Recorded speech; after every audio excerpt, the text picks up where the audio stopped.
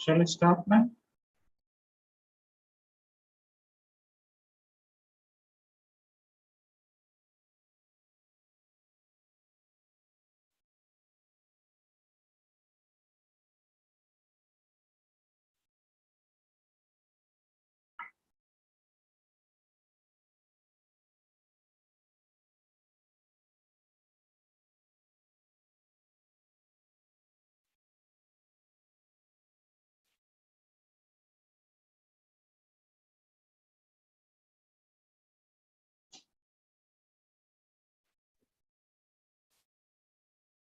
Shall we start now, sir? Yes, ma'am. Hello, everyone present here virtually. I am Samiksha here, and I welcome you all for today's session, which is titled as Motivation in Education in the Current Scenario. And presenting this session, we have with us our today's expert, Dr. Sundar Prakash Balaji. Dr. Sundar Prakash Balaji sir has 18 years of experience in teaching and 9 years of industry experience. He is currently working as professor at Mukambigai College of Engineering, Puduktai. He is serving as peer reviewer for many scopus, Springer Nature Journal, and IOP Publishing Group. He received the Outstanding Professor of the Year award in March 2021. He is a life member of ISTE and life member of IAENG. He has a delivered lecturers in Industry 4.0, ICT tools, engineering trades, in artificial intelligence, etc. He served as one of the primary evaluator of Toycathon 21. He also served as peer reviewer for many IEEE and Springer conference.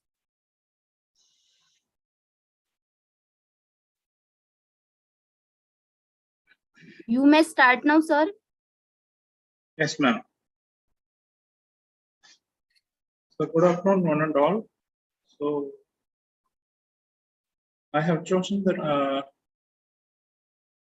topic motivation in education in the current scenario. So why I chose this topic was it's a very challenging, highly challenging topic in the current scenario faced by the teachers and the students as well. So first to begin with, I will throw some light on why motivation is needed. It is a very, very essential component in teaching and learning. Because without a teacher being self-motivated or without a student being self-motivated or motivated by the teachers, it is very difficult to pass through in this current scenario. So this motivation yields the betterment of positive behavior in students. So down the line, if a teacher keeps track of the positive behavior of the students, so he or she can very well notice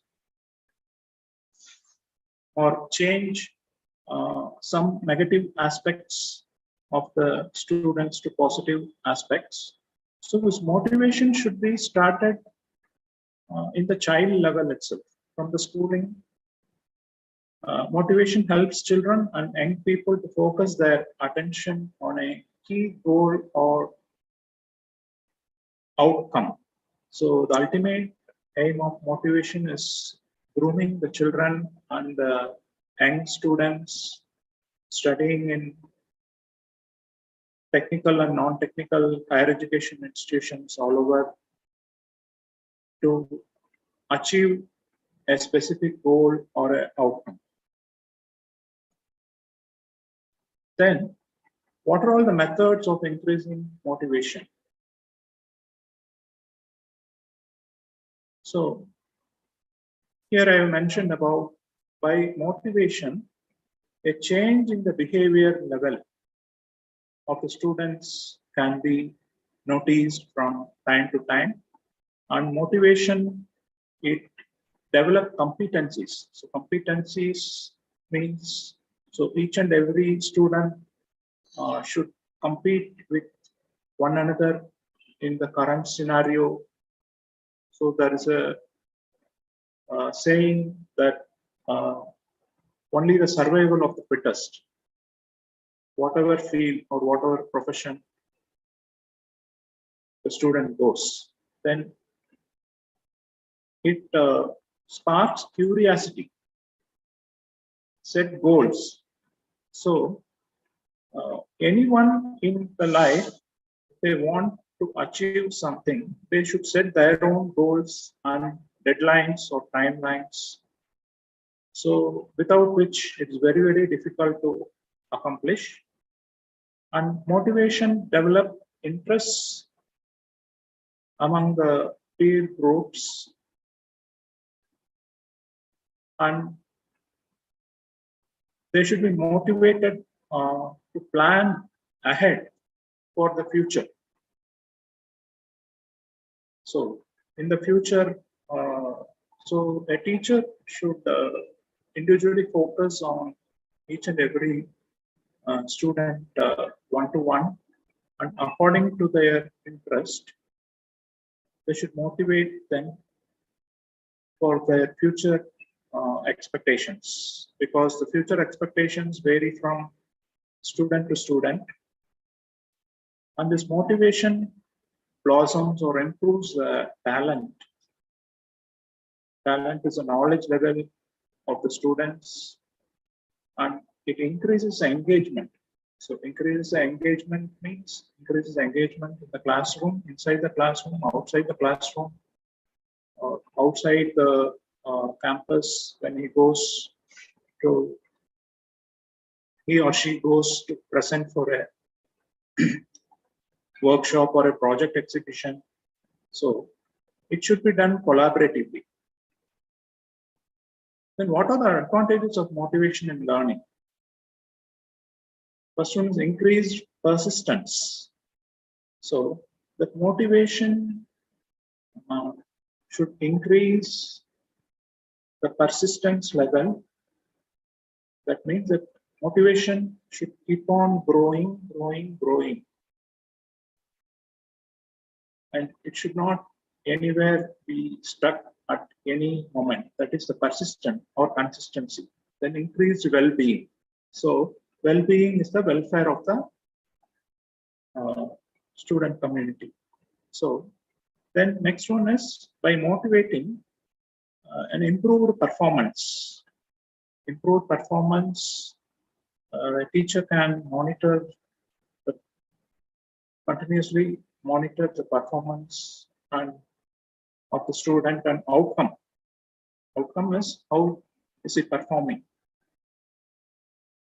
in the day-to-day activities, apart from the assessments or the end semester examinations. And this motivation improves the cognitive processing. Cognitive processing is a thinking level of the students. So that's a separate area called cognitive science. So cognitive science deals with the activity of the brain to improve the thinking level of the students. Then increased effort in lessons. So by motivating, the student put extra effort when he or she studies a lesson, and higher levels of attendance. So here attendance is a vital part, which is very, very crucial for students right now. Not all the students, maybe for some students, so who have a lesser percentage of attendance. So the teacher should play the role of parenting. So they should make them improve their attendance, increased creativity and innovation. So by motivating, the teacher can innovate the culture of or inculcate the culture of creative thinking. So creative thinking and innovation is very, very important right now, because as per National Education Policy 2020, so this creativity and innovation, critical thinking, all plays a vital role in the self-development of the students as well as the stakeholders of any institution. And how to motivate? So for motivating the students, who is motivating should have a growth mindset and a holistic approach. A proper approach should be followed, and they should keep on pricing, price. Not that is to encourage at all the times, not to discourage at any point of time, empower with knowledge. So as much as knowledge, because recently I studied in an article, the teacher goes to the class, so not only he should cover the topics discussed in the curriculum, he should share his own experience, his or her own experience, and the latest updates regarding that particular subject. Then only it will be very interesting, and that is also a motivation factor of the students. And they should make the learning relatable. The learning should be relevant to the concerned subject. That is learning relatable. Then types of motivation. There are two types of motivation: intrinsic motivation and extrinsic motivation.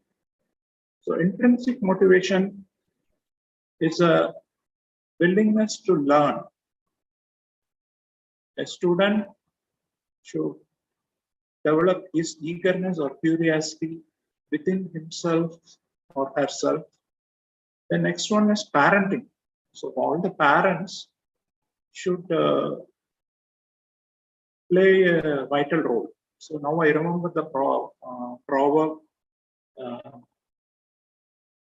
a teacher is a second parent, a parent is the second teacher. Then this intrinsic motivation varies from age to age, gender. Then extrinsic motivation is the opposite of intrinsic motivation. It's the desire of people to participate in activities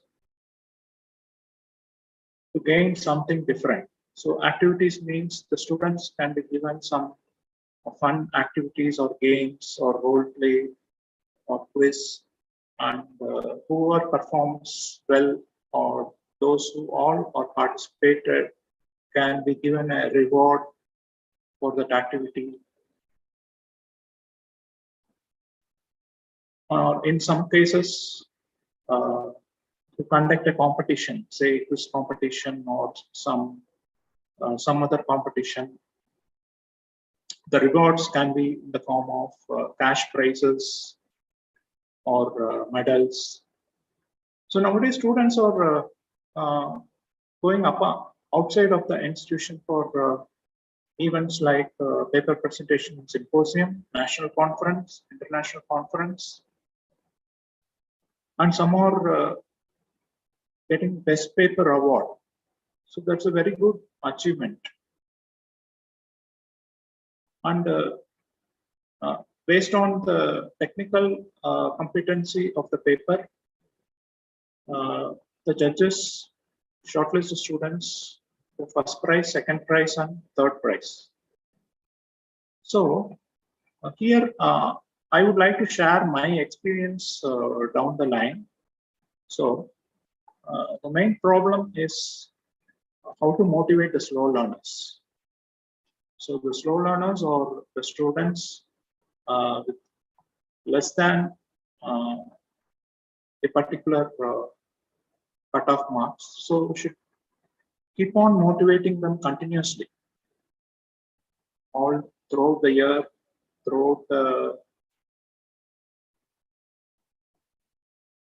all the days. Keep track of them. So should keep keep track of them is continuously monitor what is going on around them, what are they doing. Then effective mentoring. So mentoring is guiding the students. So when coming to mentoring, that's a saying, an effective teacher can be a good mentor. An effective teacher can be a good mentor. Mentor-mentee relationship is one of the best practices adopted in higher education institution, where mentor is a teacher and mentee is a student. So that mentor-mentee relationship should be improved everywhere to achieve a learning outcome of the student. So what this mentor-mentee system does, it bridges the gap between the faculties and students. Suppose if the student is concerned with a problem or a grievance, so it bridges the gap between the faculty when the student expresses his grievance to the faculty. So the faculty or the mentor should perceive his or her problem, analyze, and solve that problem. So mentoring provides students emotional support. So not only in the subject, but also emotional. Suppose if he is fed up with something, so the staff should give emotional support, guidance, and motivation for a better environment. Otherwise, the situation will not be pleasant. So the types of mentoring is one-on-one mentoring. One-on-one is, so for each student, a faculty should be assigned. That is one-on-one mentoring. The group mentoring is a teacher mentoring a group of students. So that is the difference between one-on-one monitoring and group mentoring. So this one-on-one mentoring is a very extremely complicated process, paying individual attention to each and every one. And the group mentoring also is sometimes challenging task. What are the qualities of a mentor? So availability, active listening, and analysis. So availability is the mentor should be always available when the student approaches. Active listening. So active listening is the teacher should actively listen to what the student says and understand their grievance or problem. And analysis is analyzing the problem and sorting out their problem to lead a better outcome. Then this mentoring offer varied experiences through games, role play,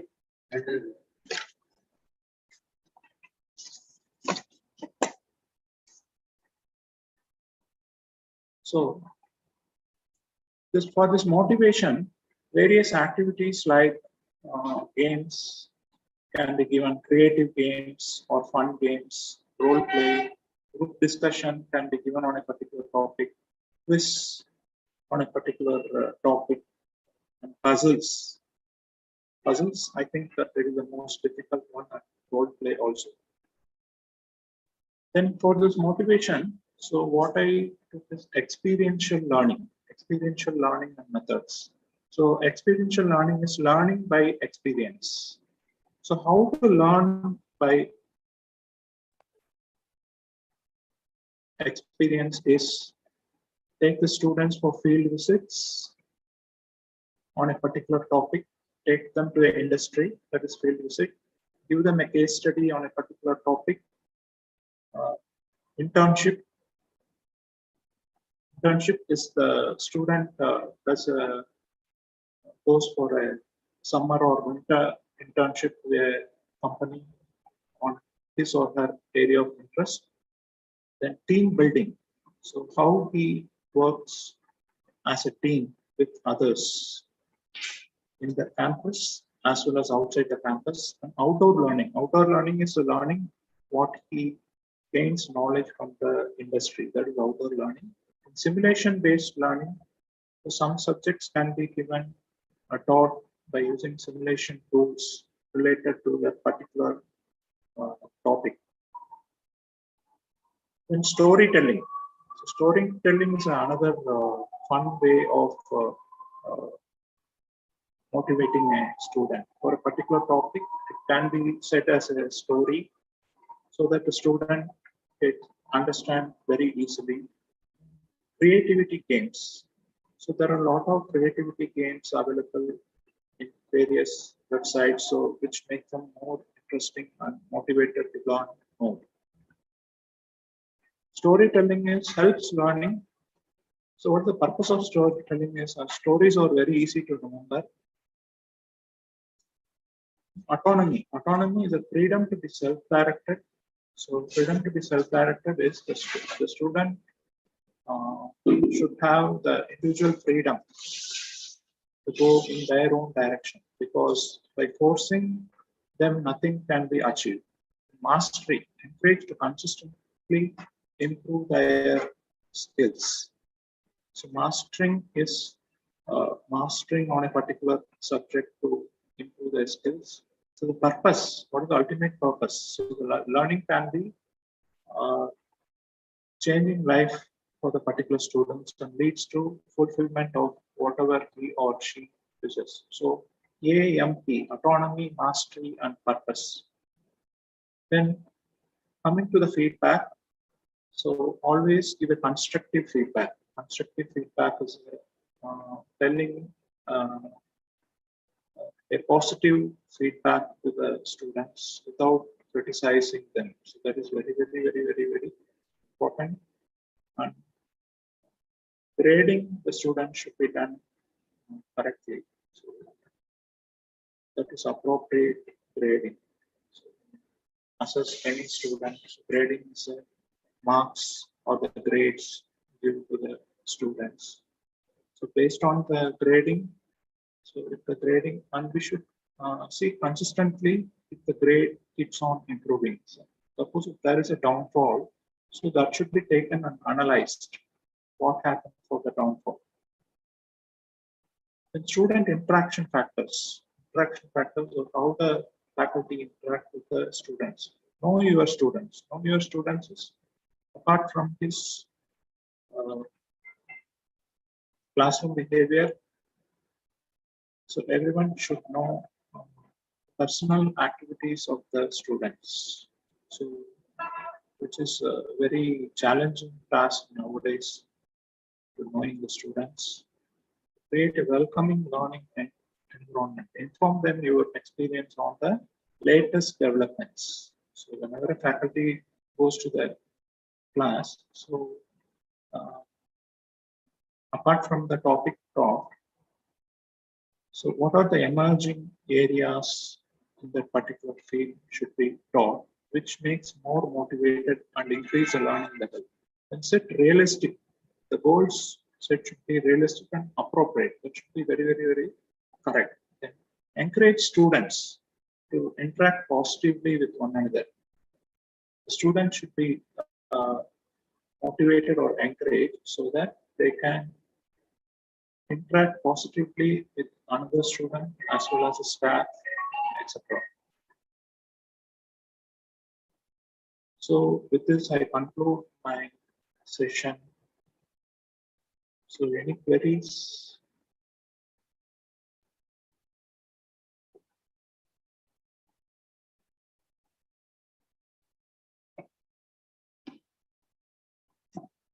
Thank you so much for this very nice session.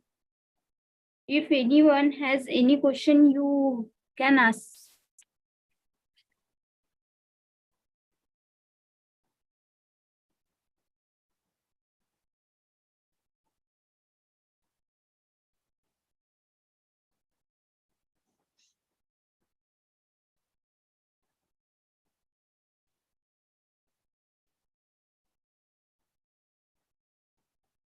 I think no one have any questions, sir.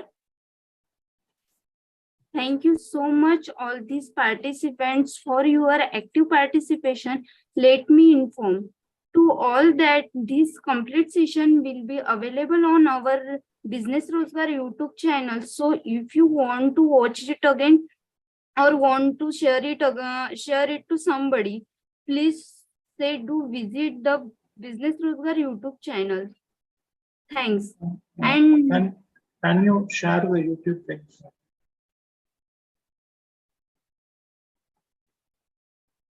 Hello.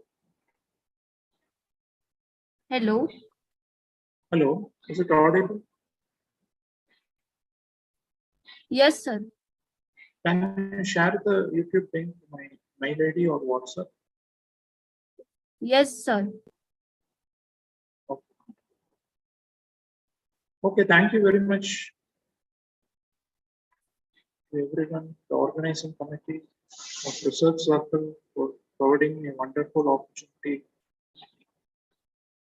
for Thanks. taking a webinar on motivation in the current scenario in education. Thank you.